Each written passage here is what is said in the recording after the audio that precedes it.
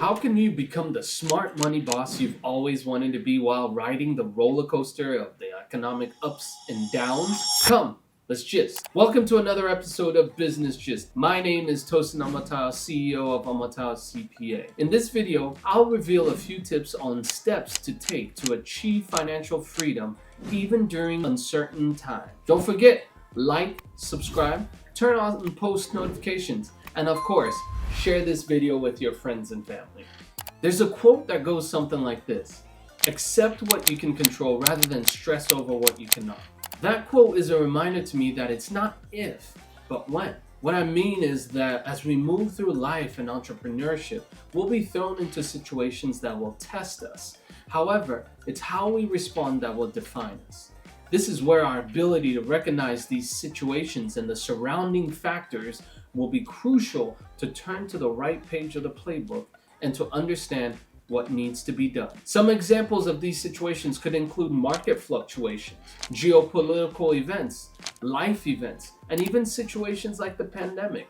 I've split this playbook into 3 different categories, which I call: number 1, getting out of the hard time; 2, before the storm; and 3, during the uncertainty. Now, this is a template for you to build on and create your own playbook, so let's dive in. We're going to start with getting out of hard time, because there's no point swimming any further for most of us until we can get our heads back to the surface. So, here are a few points. Number 1, find an accountability partner. This will take a village. Find yourself one of many accountability partners, which could be friends, family, financial counselor, someone that you can be honest and transparent with. Many people I've spoken to in their hard times have had to do different things to be able to get out of those hard times, and one of them is to find that right community. Now, some of them were able to get out on their own. However, I find that with the right community, you can actually shape one's experience through whatever you're going through. Next is to understand your current spending and your income. You won't be able to get out of some of these situations where you're in unless you're doing some real and honest analysis of your financial life. This should be a judgment-free zone. You don't need to be an accountant to do this, so what I need you to do is get out a piece of paper, write down all of your expenses. And when I mean by expenses, I'm saying everything you spend your money on, let's say on a monthly basis. So that could be everything from things that are taking your money, from rents and mortgage, to food, clothing, gas, auto maintenance, tolls, entertainment, so on and so forth. Be as detailed as possible when categorizing your expenses. For example, food. Put a line for groceries, put another line for eating out. So it will help you identify what you're spending money on, or different categories that you're spending money on. And also, this will allow you to pull different levers as we proceed into optimizing our spending and making sure that we have a path to get out of the hard time. Once you complete your expenses, you would do the same thing for income. Now, I recommend doing the spending first, because most times we have way more spending categories than income categories. Most people have maybe 1 or 2, 3 different types of income that's coming in the door. However, you might have 10 or 20 different things that you're spending on a monthly basis, whether it's for yourself or for your family or for your business. Now, this is a version of negativity bias. And that's why I want us to start with the negative side of things, or the spending, let's call it, side of things, so that our brain can kick off the analytical part of it to help us prepare for the challenges ahead. Next, you've got to create some realistic budget. Once you understand your financial landscape and you know your expenses, you know your income, it's time to run that plan by those in your accountability group. Now, some people will call this a budget, and I like another term. I call it a spending plan, right? Some people, when you say budget, just kind of throws them over the edge, right? Well, let's call it a spending plan for those people. But we're still trying to achieve the same thing. That spending plan, after you run it by your accountability group, is going to be important, because those people who are reviewing it for you should be able to know your situation and other certain surrounding circumstances to know if the spending plan is realistic. Now, if your spending plan after you've made it, it's realistic, it's been verified by those in your accountability group, but it still ends up being negative, well, guess what? We're gonna have to figure out ways to generate more income, make more money. Now, I'm not quick to tell people to cut their spending and expenses even after, the accountability group has reviewed it, because it might already be at bare minimum and there's just nothing else to cut. It's just in our equation, it's the income side that needs to be supercharged. So this is where I recommend for folks to possibly get a second job, a third job, or do some Uber and Lyft or some kind of gig type work to be able to get you out of the hard times. This is what I call the extra effort period, where it's a time that you're going to supercharge your income to be able to get out of the hard time. However, it's not meant to be permanent because it's not sustainable. If you have high interest debts, consider debt consolidation and negotiating a lower interest rate with your creditors, or even a lower repayment term with your creditor. Call them. You never know what could happen. Just by calling them and being able to reduce your debt burden will free up more funds to rebuild your financial stability. Next, we've got to avoid the past mistakes. High interest debts and credit, such as credit cards, store cards, pay-as-you-go plan, can be a real money trap. So you have to ensure that you don't repeat the mistakes of the past that led you to being in those financial hard times. Also, make sure you're sharing your goals, your challenges, and your progress with your accountability partners. They can offer advice, encouragement, and also give you that extra push to where you need to be able to stay on track. Remember, you're not alone in this journey. Many times, however, it's unexpected expenses from healthcare and childcare and housing and etc. that will lead us into doing one or the other that will now kick off a tailspin of our financial life. Well, you know what? That's going to be a perfect segue to go into our next segment, which is what to do before the hard time, which also can be implemented while you're getting out of the hard times. You're building good processes. Financial freedom requires discipline, and that discipline must start now, before the hard times. For individuals and businesses, you'll need to build what I call a war chest. I love the analogy of a war chest because it represents both a safety net, and in the same breath, it can be something that can be deployed at the right time. It's about setting aside funds to weather the storms, to secure your business and personal finances, and to deploy into an investment once the right opportunity arises. Next, you've got to build your roadmap. Setting long-term goals is like charting a path into the future. You've got to be able to visualize where you want to be in 5, 10, 20, or 30 years. Do you dream of early retirement? Do you dream of sending your children to a certain school, college, or university, or even yourself go to a certain college or university or school, or whatever the dream may be? It's time to get those goals on paper. Now, once you've put them on paper, you've put those long-term goals on paper, let's take it, put it aside, and now time to build what I call the roadmap. The roadmap is an extremely short-term, achievable milestones that will get you towards those long-term goals. It sometimes needs to be as detailed as map directions that we used to use back in the day. Those directions would show us in 3 miles, turn left, in 1 mile, turn right, until you reach your destination. It needs to be that exact in each step to be able to get to your long-term goals. Let me give you an example.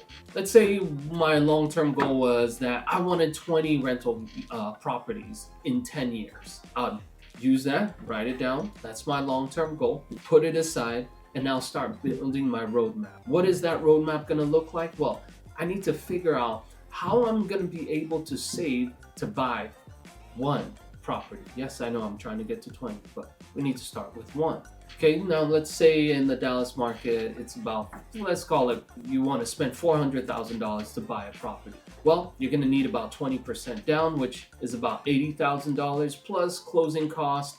For simple math, let's just say closing costs is about another $20,000. So total, I need about $100,000 to buy one property. Now, I'm not going to overwhelm myself and start to think about the $2 million that I need if I want 20 houses. And I know some of you have already started doing that calculation in your head. All right, one step at a time. Next is going to figure out how I'm going to build my war chest to $100,000 so I can deploy it on that one property. That should be my next focus. How can I save monthly? How can I tweak my spending plan so I can get there a little bit faster? How can I, maybe change the equation, increase my income, decrease my expenses, whatever it may be, to be able to get there a little bit faster? Now, let's say I've done all that analysis and so on and so forth, and my analysis now shows that if I stay on course with what I've created here, I'm able to save $100,000 after 2 years of hardcore savings. And so be it. It's 2 years. Now, I know some of you are already starting to calculate, well, he wanted 10 properties. No, he wanted 20 properties in 10 years. And that would mean that really, if he's able to save 100,000 every 2 years, it's going to take him 40 years, 4 times as long as what he's trying to accomplish. This is not gonna work. Well, that is correct math. What that would do is what I call the beauty of the roadmap. This is where the roadmap is going to show you if your long-term goals are actually achievable. And therefore, because it's not achievable based on my example here, I need to tweak my long-term goals because of what my roadmap is showing me. Now, this tweak can be done beforehand, it can be done in the middle, it can be done through the process, right? We can always tweak the roadmap as we're going along. But that was just an example of how to build your roadmap. It's got to be that detailed. You have to know what are the steps that I'm going to go through to be able to achieve these long-term goals. Yes, I may have multiple long-term goals. That means I need multiple roadmaps to be able to get there, right? Each long-term goal needs a detailed roadmap for you to achieve it.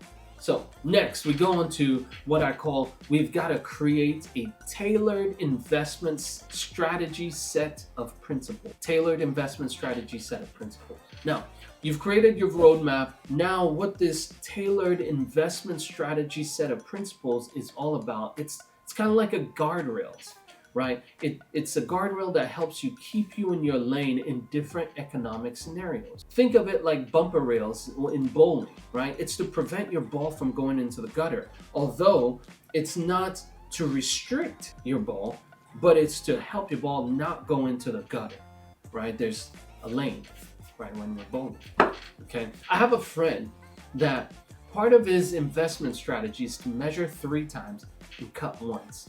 Never deviates from that investment principle through each investment opportunity that he's presented with, because each of them require their own analysis. Now, what he means by measure 3 times and cut once is that he has to be able to analyze an opportunity 3 different ways to make sure it makes sense before he jumps in. And if it doesn't make sense, you can't jump in.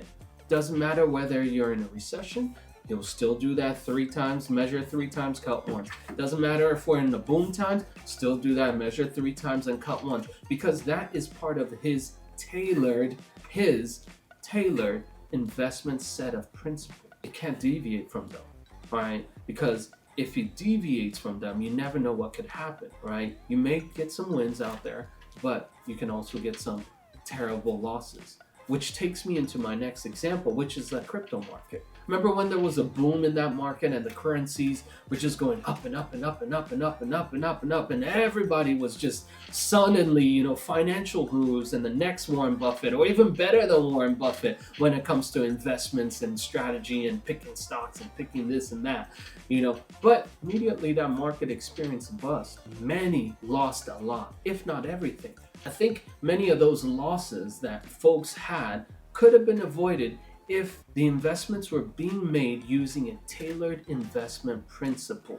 Imagine your investment principles as like a financial compass. That compass, if you were about to go in, would have asked you, is this the right investment for me, for my business, for my family? Should I jump in with all of my savings? Should I jump in on the bandwagon just because celebrities and newly minted billionaires, make me feel like I have FOMO?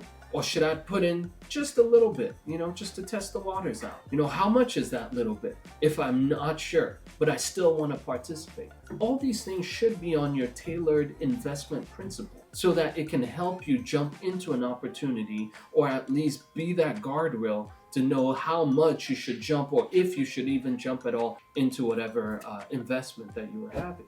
Now, if you had those tailored set of principles and you still jumped in all in and lost money in the investment, let's say in that crypto example that I was given, well, now you at least can process what happened and why, right? And maybe that would be a cause for you to tweak your investment principles so that you don't get hurt on the next investment.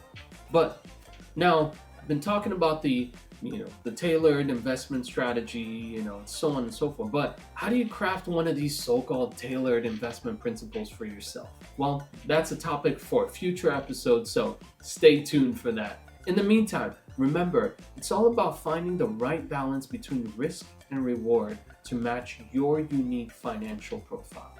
Next is going to be for my strategic and intentional business entrepreneurs. Those entrepreneurs should not be waiting for the tough times to start so that they can start trimming the fat, right? This is before the storm, right? So before the storm, we need to make sure that we are operating lean. We're consistently operating efficiently. We're operating an effective business. Think of your business as that well-oiled machine with oil changes at periodic intervals.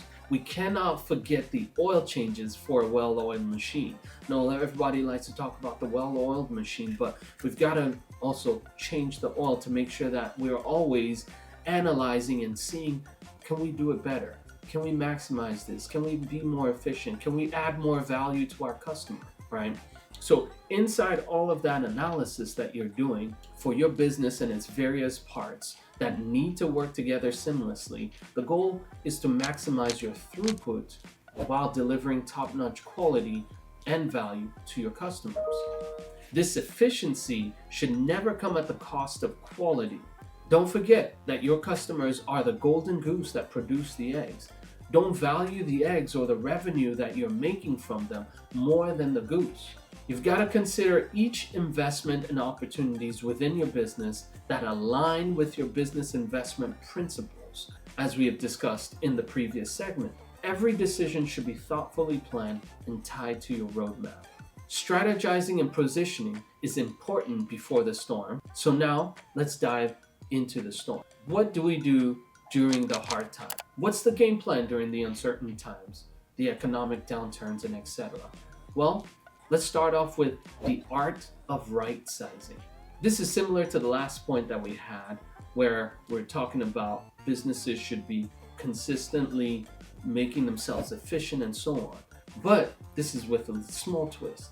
This is about strategically reshaping your company to be more agile and align with the business changing dynamics, especially during uncertain times. Let's for example, let's use the pandemic businesses that were maybe manufacturing different things. They weren't used to manufacturing ventilators, but however, there was a need for ventilators. So these businesses were able to retool their plants to meet the need in that market. Same thing for many restaurants that were open during the pandemic. A lot of them were used to just having people come into the restaurant to either dine in or maybe pick up. But now nobody could leave their houses. Everybody had to quarantine, and therefore you have to figure out how to deliver hot food. This is a little bit different from the delivery apps that I'm talking about. They have to figure out, how do I keep my food hot all the way till it gets to the customer, right? So they have to retool their process, maybe their packaging, and so on and so forth to be able to accomplish these things. You've got to be quick and light and dynamic inside the hard times. If not, if you're caught sleeping, it might not end well. For individuals during the hard times, it's time to analyze and review your family and personal investment and activities. Or as they say, you need to analyze what needs to be continued, what must be corrected, or what must be stopped. Don't spend beyond your means, because you're never sure when your employer will decide that your job is part of the right sizing that they need to do. If you're a business owner, if you're an entrepreneur, what I also recommend is to build your business for the long haul. During the pandemic, some businesses thrived, while others faced challenges. What made the difference? It all comes down to preparation and possibly luck. I like to use pandemic for my example because it's a recent time. We all lived through it, hopefully, and we can look back and run multiple analysis on different scenarios that happened.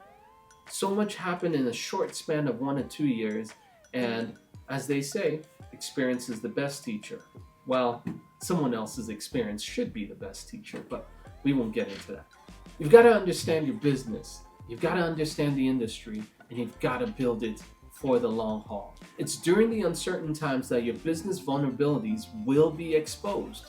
If you aren't prepared for the storm, during the uncertainty or during the storm, you will be more of that firefighter putting out fires as they appear rather than operating smoothly through the hard times. Here are a couple of examples of the fires that could appear. Is your business over leveraged? Meaning, during the good times, you're just barely making things meet, making ends meet. You're able to pay your loan, but there's not too much extra. There's if there's one shock that happened, you won't be able to pay back your loans, right? The house of cards all of a sudden falls. Next, another example could be, are your employees trained well enough, or are they strong enough to sustain the business if there was a need for you to pull back, or if there's something that happened to you? Would the business just stop generating revenues because you don't show up? Another example is, do you have enough credit lines to sustain your business if there was a short-term capital need? I like to ask this question to clients because the worst time that we've experienced looking for credit is during the uncertain periods. Many banks and lenders are looking to 2 to 3 years or maybe even more of financial performance and the current year financial performance. Well, if your current year financial performance is less or it's not trending to match what you've done in previous years, you will have a hard time getting good financing, which either you don't get the financing or you're forced to use high interest options, which will further eat into your weak performance. Something you need to bear in mind is nobody can guarantee you financial freedom. But by following these strategies that we've discussed and thinking creatively, you can pave a way for a more solid foundation to your financial future. And it's a wrap on this week's episode. Share your investment principles for the good times and these uncertain times in the comments. Don't forget to give this video a thumbs up, like, comment, and subscribe. Take care. Bye.